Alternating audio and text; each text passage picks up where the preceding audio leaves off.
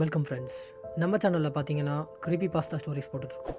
Horror stories கேட்க பிடிக்குன்னா நம்ம சேனலை சப்ஸ்கிரைப் பண்ணிக்கோங்க. இந்த ஸ்டோரியில் பார்த்தீங்கன்னா ஜேம்ஸுங்கிற ஒரு நபர் தன்னோட வேலைக்காக சிட்டிக்குள்ளே இருக்கிற அவர் வீட்டிலிருந்து சிட்டிக்கு வெளியே இருக்கிற ஒரு அப்பார்ட்மெண்ட்டுக்கு ஷிஃப்ட் ஆகிறாரு. அவரோட திங்ஸ் எல்லாம் கொண்டு போய் அங்கே வச்சு அந்த ஓனர்கிட்ட தன்னோட ரூம் கீயை வாங்குறாரு. கீ கொடுக்கும்போது அந்த ஓனர் ஜேம்ஸ் கிட்ட தனியாக பேசுகிறாரு.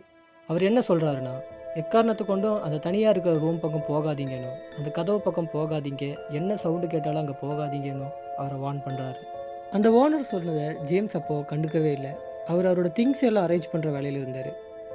இருந்தாலும் அவருக்கு ஒரு க்யூரியாசிட்டி ஏற்படுது. அந்த ரூமில் என்ன தான் இருக்குன்னு பார்க்குறக்காக அங்கே போய் அந்த டோரை ஓப்பன் பண்ண ட்ரை பண்ணுறாரு.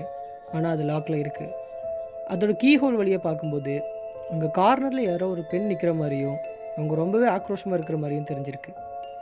இதனால் அவர் அதை டிஸ்டர்ப் பண்ண வேணாம்னு சொல்லிட்டு அங்கேருந்து கிளம்புறாரு. அங்கேருந்து கிளம்புன ஜேம்ஸ் ரிட்டன் வரும்போது திரும்பவும் அந்த கீ ஹோல் வழியாக பார்க்குறாரு.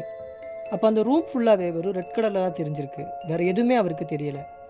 இதனால் அவர் இதை பற்றி அந்த ஓனர்கிட்ட கேட்க போகிறாரு.